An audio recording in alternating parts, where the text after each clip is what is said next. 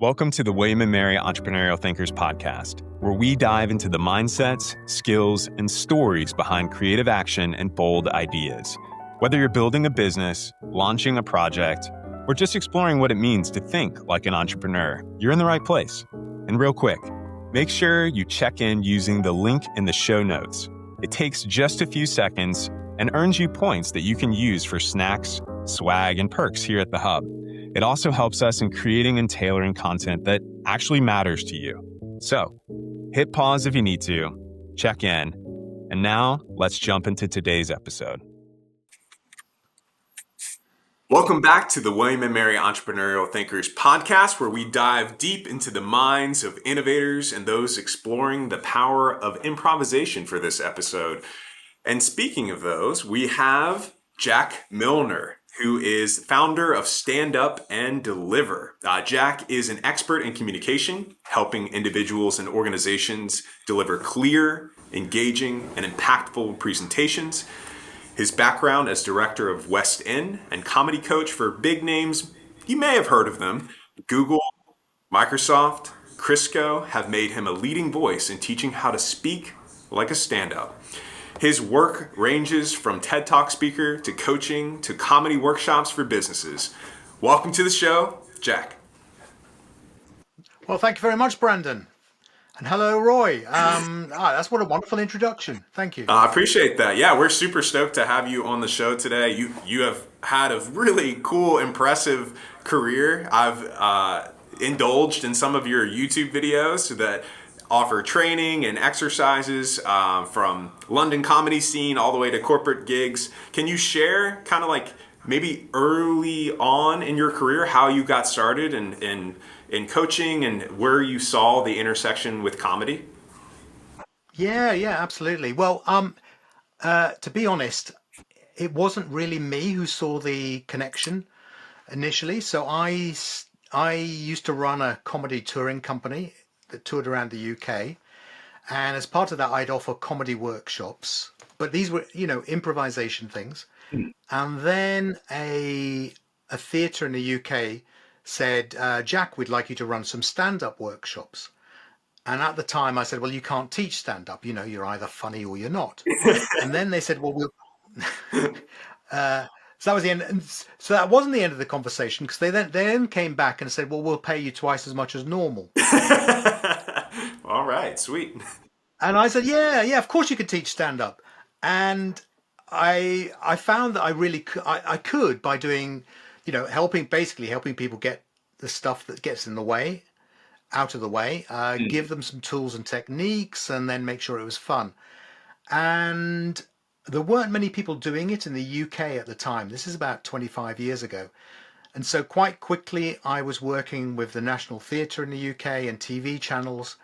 And that profile gave me the in to businesses. So businesses started getting in touch and saying, one of the first jobs I had was working with analysts in the city who do these 7 a.m. talks to brokers and people telling them what's happening with stock. And so that was my first gig, really. And that was, over 20 years ago. Basically, they said, we want them to stop being boring. And so, as I say, it was someone else seeing the connection, not me. Yeah, I mean, it's funny, like the adjacent opportunity that was put in front of you. And I think improvisation is especially important because that's the ability to act, right? Not in the theatrical sense, but to take action on something that is put in front of you. So that's super cool. What has been, if I could single out and ask, what's been a really rewarding part of helping people with communication or presentation skills as it relates to improvisation? I guess one thing on an ego level is just doing something of my own that really works or feels like it works. So that's been rewarding in itself. And I guess like any job, if you feel like you're making a difference, And when people feed back, I got an email actually about 10 minutes ago from somebody I was coaching, and she just shared the feedback she'd got from her audience, and it was all very positive. And it's that's that is brilliant when you can get that sort of stuff coming back. I mean, she didn't share whether they'd laughed at her jokes, but it was certainly it was The very general positive. Yeah, the general sentiment was captured though. Yeah. yeah, yeah. I appreciate that. Thinking about comedy, public speaking, how would you define the role of improvisation in the work that you do, and how have you seen the transitional value to business and perhaps leadership if we're talking about these companies that I mentioned in your bio? Mm-hmm. Yeah, I guess in probably three areas. One is obviously communication. A lot of business leaders, one of the things that's got them to where they are is an ability to focus and complete tasks and action things, and that's great. But often what gets got left behind is the human being, and particularly today with your millennials and Gen Z, and they're being raised on YouTube, Instagram, and TikToks, and people being authentic, or at least that's the image people are selling.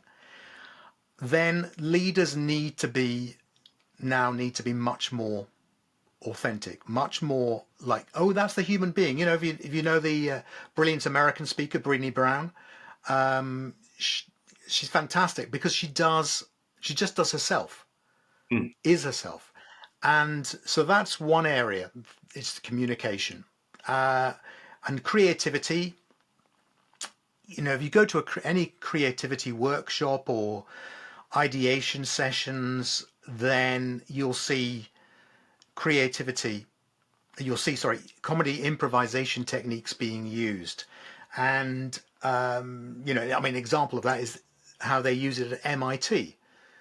So at MIT they did, I don't know whether they did an experiment about 15 years ago to find who would make the best product designers. Would it be product designers? Would it be engineers, because there's a lot of them at MIT? Or Yeah. would it be comedy improvisers? And obviously, you end the story. The true story is that it was comedy improvisers who were blind tested by 50,000 people from around the world, etc., etc. And they weren't just a bit better; they were a lot better. And they had no product design experience whatsoever.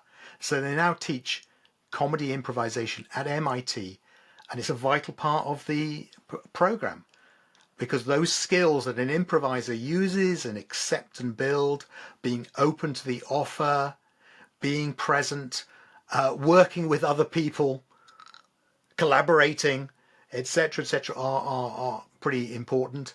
And then finally, I think it's working with organizations is business culture. Mm. And I much prefer the phrase how we do things here. How we do things here, because culture sort of it is like who knows? I mean, because when people first started An talking to me enigma. about culture, I thought they meant art centers and art galleries and things. And no, it is how we do things here. So, and how we do things here is often, in a lot of corporates, is often not great or not very human. And the basic skills that you have in comedy improvisation of being human, being open, listening, sharing your truth, and not being terrified that it's going to lose you your job.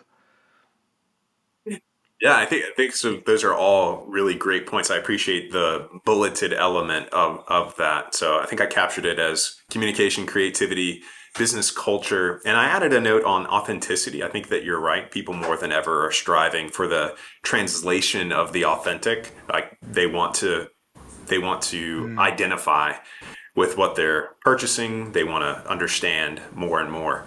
I really appreciate that. So humor can be an yeah. incredibly effective tool in communication. So, at the intersection of improvisation and humor, how have you used that to enable leaders to perhaps communicate technical or like dry, dreary types of information in a way that that's perhaps enjoyable or maybe Mm. more importantly memorable. Um, I'm trying to. I'm aware of it because I do so much coaching with speakers that I start using techniques like bulleting things. So I'm going to try not to do too much of that. So, but yeah, I think one is it just is getting out, helping them get out of the way of themselves. You know that they will often go, well, it's it's corporate talk. I'm speaking on this, therefore, just doing any humor at all is far too dangerous. And they build it up into a big deal. And actually, you can, I worked with a woman she's the head of procurement at a very big US corporate. And she had to host a big event for procurement from around the world. So, fun gig. Oh, And enjoyable. laugh fest. And she said, I want to change the energy here and I want to make this different. And once we'd stopped, or she'd stopped overthinking, I said, well, what's the first thing that comes to mind? Just don't block, just go with whatever comes into your head. And if it's stupid or wrong, we just won't do it. It's easy, and so first idea she came up with, she said, well, I can remember being at school and somebody doing a thing where they threw a ball to people in the kids, and they said, when you catch the ball, stand up and say something you'd like to get from the term, Mm. what you want to get. And she said what was brilliant was it was chaotic because the kids drop the ball bounces, people have to look for it. And that's what the head teacher wanted to do, was create a sense of fun and shake things up. I said I could do that, couldn't I? So that's what she did. And feedback was amazing. She's a very good speaker as well.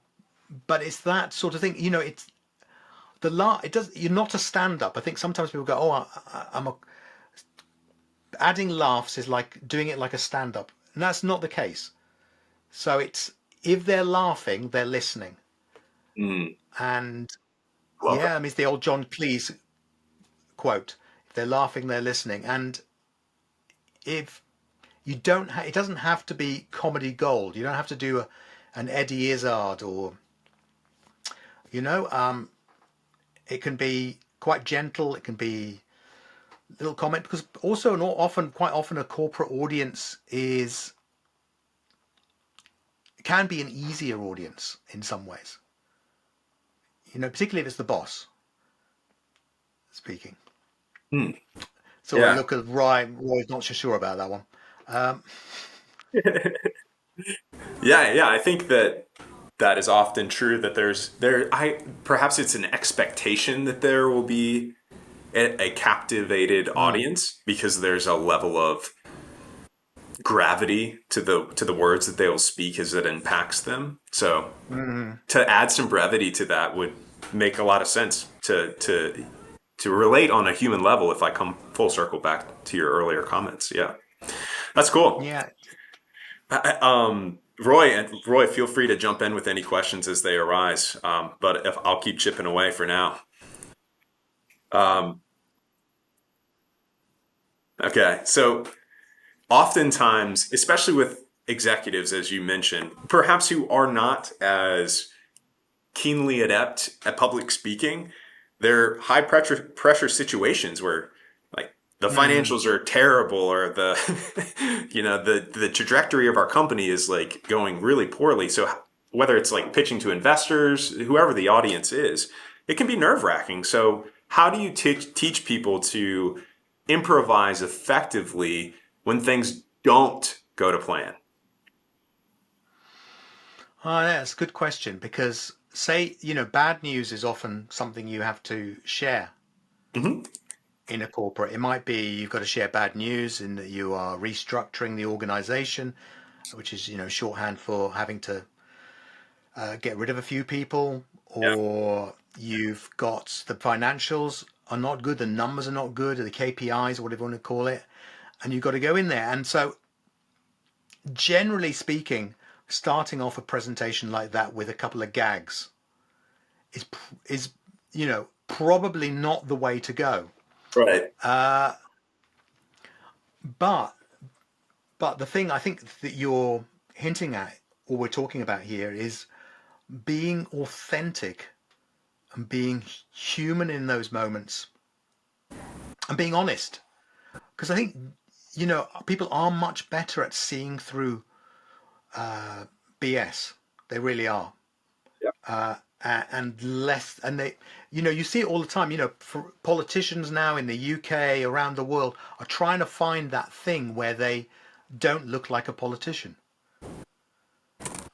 And they'll often get selected because, they just don't come across like a politician. Ironically, at the moment in the UK, we have somebody who looks and sounds and talks like a politician, but that's rather than an idiot.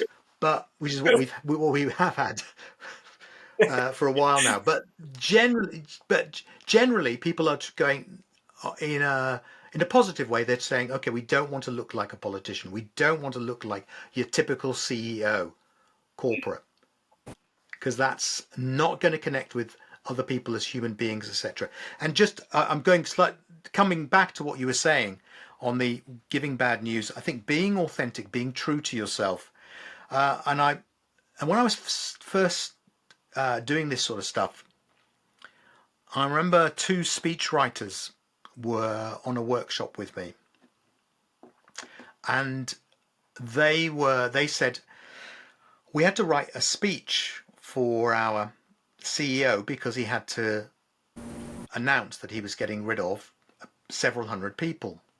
Mm. And when we wrote the speech, we put in that he was upset and sad and all of that. And then he decided that that wasn't the right approach. And so he just delivered the news as matter of fact and as business-like as possible. So this is what it is. This is the news.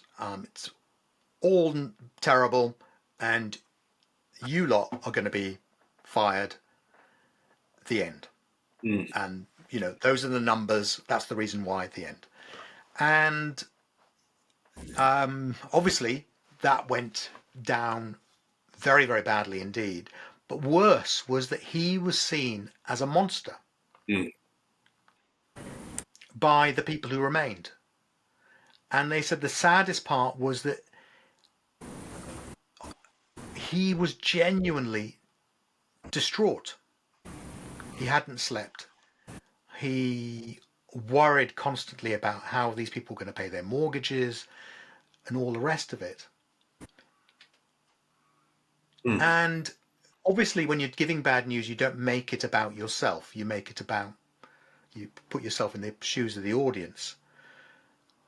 But sharing and being empathetic in a real way is the thing that makes a difference. If you are unfortunately born without any empathy and are a sociopath, then it doesn't really matter anyway. So, you'll. Unfortunately, That's the it way. That's the seems. way. Yeah, that's the way. That's the way it goes. Yeah, unfortunately, there have been studies that sociopaths do quite well as CEOs and corporate Yeah, leaders. no, I was just thinking now. I was thinking, oh, Jack, be careful which rabbit hole you go down here, No, I because appreciate. I actually, appreciate. you're right. You're right. Yeah. If you want to crack on in corporate world as a CEO, then being a sociopath is can be an advantage Yeah, statistically. statistically, yeah. I think that if I were to perhaps illustrate this metaphorically, the notes that you're hitting are honesty, integrity, and transparency, maybe on the book end, but then Mm. like the book cover, what everything is wrapped in is empathy and making sure that whatever message that you're delivering, that it is done so in an empathetic tone. So I think that that is really important. How have you seen that with I mentioned the companies, Microsoft, Google, like these C-suite level executives, and they're using perhaps improvisation, comedy, humor in decision making and communication. How important has that connection manifested in the work that they do and in being effective leaders? Good question. Good question. If I give you a quick example, if that's okay. So Yeah, I was absolutely. working with the C-suite of a big Middle East bank, and they had work helping them with their boardroom presentations, and they working with them as a team, and they all came with a consensus, almost like going into battle with me. Of by the way, Jack, you'd never tell stories in a boardroom presentation. And I went, okay, yeah, that's fair enough because you have 20 minutes max to do the whole thing, do the questions. There isn't time. But I think I said, saying that, I think there is room. There is room. And then one guy stood up and said, actually, I think everyone here is wrong. And he happened to be the best presenter by far in the bank. And he said, I always use stories when I'm presenting to the board. Because he said, he was head of digital at the bank. But he said, it's micro stories. So he said, when I'm talking to the board, most of them don't really understand digital. They don't get digital. Not really. Hmm. They're older generation, etc., etc. So you have to find a way of summarizing it and helping them get the importance of it in 1 minute. And you can't do that with numbers, and you can't do that with facts. And you certainly haven't got the time to explain digital. So you've got to find a way in. So he said, what I'm going to do is say, all right, I want you to imagine somebody going to our bank 5 years ago for a loan. He'd go into the bank, he'd make an appointment, he'd have an appointment with the manager or somebody. They would discuss things, he would go away. He would fill in a form, he'd go back. He'd fill in another form, have another discussion, go away, and then he would get some news about whether he'd been moved on to the next stage of about to receive the loan or not. He said, now, gentlemen, he said, take out your phones. Take out your phones. They all take out their phones. That same person will walk towards the bank. Walk towards the bank, and like you, will be holding a phone. Except this time they will walk past the bank. They will stop in the street. They will click on our app, and they will expect within 4 to 5 clicks to get to the same place that previous person got to 5 years ago. That took several weeks. They expect to get there in 4 or 5 clicks. That is digital, and that is why it needs to be updated and change every single year. And that's why we have to invest in it. So it's a simple story, yeah, really short, but it encompasses what this thing is. And then there was actually, and then another guy in there who said, "Oh yeah, he was naturally funny." And he said, "Yeah, of course. I always start off with a little joke." Because he said it relaxes everyone. He said they're exhausted, they're knackered. They've just heard. Does knackered translate, by the way? Yeah, it does. Yeah. Okay, they're knackered. They've been watching hour after hour of intense PowerPoint. Yeah, and they're just on the verge of going, oh, for God, not another. He said, so you come in and you do a little joke, Like hitting a reset button. and it's a reset button, and they laugh. And they go, oh, thank God, we can all be human for a moment. And then you connect with them, and you say hello to various people, and you comment on something somebody's wearing or whatever. And there's a little bit of, yeah, right. And then he says it's 100 times easier for you because you've made them smile. You've got that little bit of human feedback. The first thing, if you're a father or a mother, listening to this, what's the first thing you do with your baby when it comes to trying to get them to communicate? It'll be looking at them, doing something to make them laugh. Hmm. Yeah, and when you get that little smile, you go, "Ah, they smiled." Yeah, it's Yes. like a stand-up in the first game, but it's much more important. They smiled. Look at that, and you pass them over to your other half. Look, that's not wind. That's a smile. As someone who has a 4 and 6 year old, the dopamine hit that I get from making my kids laugh is palpable. I understand. Oh yeah, yeah. There's nothing like it. Yeah, Yeah. it does get hot. I've got teenagers, and they can be a tough gig. Yeah, your crowd has changed. Yeah, yeah. It's like, oh, Well, it's just not funny. I appreciate the storytelling element. I think that probably segues pretty nicely into the next question, which is how how do you make it practical for these leaders to instill improvisation, or in what ways should they go about practicing it? And I guess, and should they practice it? Might be another. Yeah, I mean, should they Yeah. practice it? Well, firstly, I don't think you have to do. No one has to do any of these things. It needs to be. You need to be able to see and feel the advantage it gives you. Mm. And I think with one thing that everyone can try, and it's not easy, and that anyone listening to this can do this today, in the next hour, which is that when you find someone you've got a little bit of a niggle with, and there'll usually be someone at work or one of the family, yeah, go and have a chat with them. But when they're talking, accept. Because one of the things the biggest principle in improvisation is accept and build. And by that, it's accept their truth. Mm. And it is, and I personally don't do this often enough. Yeah. So, sometimes with my wife, there'll be a little bit of going on, and you're both a bit tired, and you don't see each other enough. And if I remember to just go,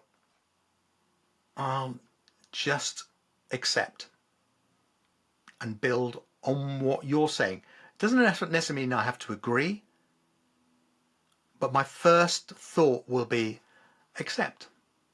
Even if it makes me uncomfortable, even if there's that little part of you getting fearful or whatever, because you think I might be losing some argument or some silly point that I can't even remember. And honestly, you'll feel the atmosphere change within a minute. Mm. And there's a great technique people use in therapy for people who are really, really beside themselves, or behaving in a very irrational way, or have irrational thought patterns and trying to argue their case, whatever that might be. And it's called OARS, OARS. It's an acronym. And it follows the principles of improvisation. And this, any leader who's got one of their team is really het up and behaving quite badly, or one of your colleagues are behaving badly, use this technique. So O stands for being open. Because when somebody behaves badly or they're behaving irrationally, you want to close that down because you're scared or you're irritated by it. So you want to close it down. Just be open. Okay. Then A is accept. If they believe, sake of argument, the world is flat, then that's their view. It may be irrational, it may be not built on any sort of logic, but that is their view. If they believe that you are out to get them, you're not out to get them, but just saying, "I'm not out to get you," sounds very much like you are out to get them. So, okay. And then the R is you repeat back, because this is what people don't usually do. because they deep down they're going, if you're a leader and you're so, I'm going to listen, I'm going to listen, I'm going to do my listening. Have you ever been in those situations where somebody says, yeah, we're going to listen more as an organization. We're going to listen. And that means we're not going to listen, but we're going to say we are. So you repeat back what they've said. So what you've just said is that I'm out to get you, that I don't respect you, and that I haven't acknowledged you over the last 12 months. For example, just saying that will calm them down because they go, at last, you've heard it. You've heard my truth that has wound me up for ages, that's driven me mad. And then in therapy, you would then summarize the conversation so far and follow up with something like, so what do you suggest we do next? Or you might feel that sounds passive aggressive. So you might say, so, okay, so here's some thoughts on what we could do next. Or what you could do next, or whatever. But just going through that process, and it's just using principles from improvisation. I mean, not that I'm sure a group of therapists didn't go sit down and go, oh, I watched some Saturday Night Live, hilarious. Let's use those techniques for our therapy. But what I'm saying is that there are similarities there. Yeah, I appreciate. Good communication. Did I answer your question, or did I do a politician thing of going off on several angles? No. I think it kind of back ended to another question that I had on like techniques for improving thinking on your feet or like collecting information, helping leaders make decisions. I think or the acronym for being open, having acceptance, and being able to repeat back. To then it kind of like helps set the tone or levels the playing ground, levels expectations. It's kind of like the mutual space for then progress and action to be made. So I think that it is incredibly relevant for improvisation. I think one of my last questions I want to ask, Jack, is how do you balance preparation? And I don't know if you want to, this is like a myth of preparation and preparation in the role of improvisation. Is it something that is expected that you are well prepared in order to be flexible, or what does it mean to really be prepared to be improvisational? Yeah, that's another good question, because I think you do. I've known people who do improvisation who are really, really good, and they appear to not do any preparation at all. Um, and by the very nature of it, you feel, well, you surely improvisation. How can you possibly prepare?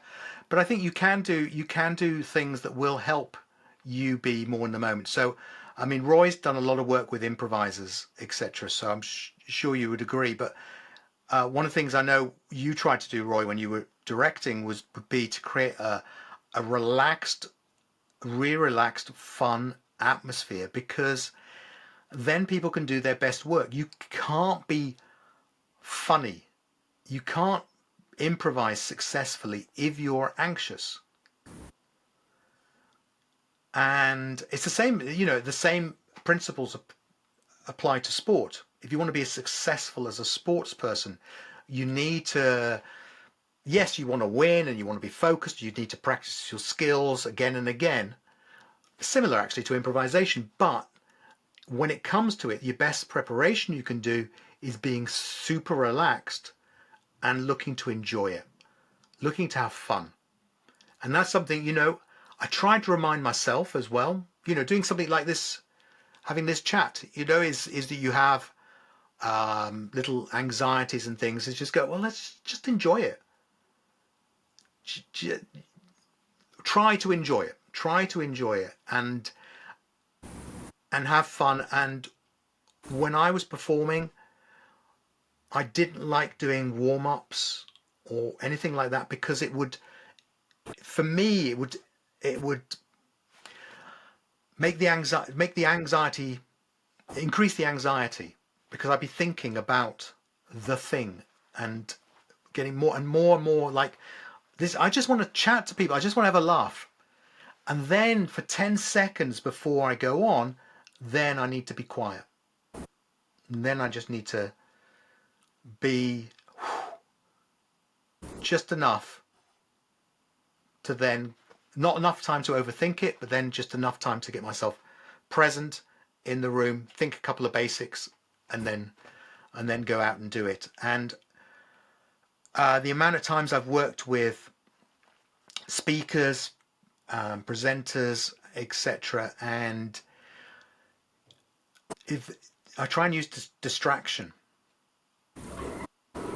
with them, is because they've got their slides, they've got this, and they're just getting more and more wound up, and they go, "Oh my god, I can't remember slide number 7. I've lost my job. I've lost my house. My wife's going to leave me.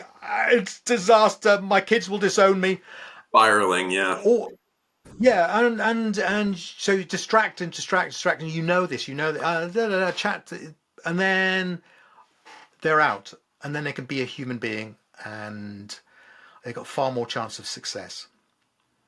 Yeah, I reflect on my own experiences in sports or academics or presenting my portfolio in art when I was in undergrad, and certain things like performance anxiety is certainly a thing.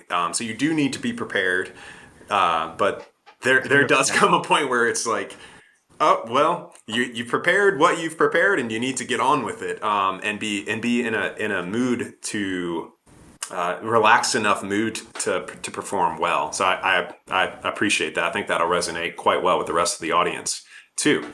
Do you have any, as we conclude the podcast conversation today, Jack, do you have any final takeaways as you think about listeners knowing about the intersection of comedy or humor and improvisation that you would like to impart? Yeah. Can I go for the rule of 3? Sure. You know, let's do some bullet points on this.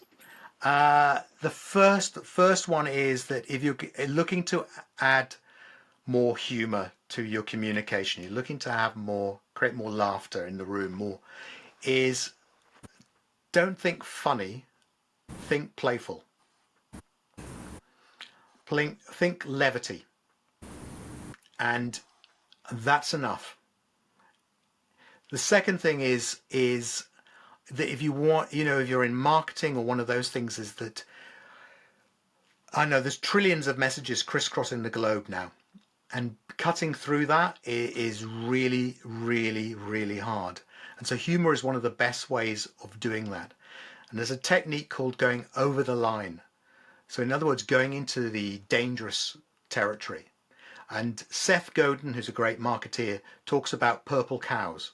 In other words, if you're driving along a freeway and you look out of the window and you see a cow, you will not be talking about that cow the following week. But if you look out of the window and you see a purple cow, you will talk about that cow for the rest of your life. Yeah. So you need to go over the line and find your purple cows. And yeah, I know Roy likes his cows. So, and yeah. And the third thing is if you're a leader and you say, I want people to have more fun at work. I want them to, I want them to be more laughter, because I think that will help them be more effective and more productive. And there's a massive truth to that because it reduces anxiety, etc., etc. But I am not funny. So I was talking to a leader last week. She said, I'm just not funny. I'm serious. And she's brilliant at her job, brilliant leader. She said, but I'm not funny. What do I do? And I said, well, you're already doing it because she told me earlier in the conversation that you have one of your senior managers that you employ for a couple of roles because they have a great sense of humor, because they can connect brilliantly with the workforce. So just get out of the way. Yeah. In fact, I was with doing an offsite with a leadership team from a different bank, and that's precisely what the CEO did at one point. He said he came over. We were doing some comedy improvisation, and he said, "This is good. This is very good. This is just what I wanted." But he said, "I am getting in the way. So when you see me leave the room, that's the reason why. Because then they'll be more relaxed, they'll have more fun, and they'll be better at they'll do what they need to do better to better effect. So I there's think, three things. Three things. I think Yeah, that those are levity, go over the line, and get out of the way. Yeah, I think those are really meaty things for our audience to chew on, and I think that they are great takeaways.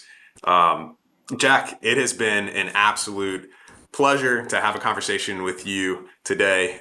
Thank you so much for sharing your experiences, your insights, giving some really good practical tips and takeaways. I think that your approach to humor and improvisation in business is really inspiring. I think it's going to inspire our audiences, and it's a fresh take, right? It's a fresh perspective on communication for us. So thank you. No, well, thank you for asking me because I've loved it. Thank you. Absolutely. And to our listeners, I want to be sure that you check out Jack's Stand Up and Deliver for more to hone your presentation skills. Check out Jack's work because he's a game changer. He's whether you're a leader, you're an entrepreneur, you're someone who's looking to improve and connect with others, be sure to check out his stuff. And thanks for tuning in to another episode of the William and Mary Entrepreneurial Thinkers podcast. We want to continue to hone in those skills and drive innovation, leadership, and entrepreneurial success. Until next time, be creative, and remember, sometimes the best opportunities come from improvising. See you soon.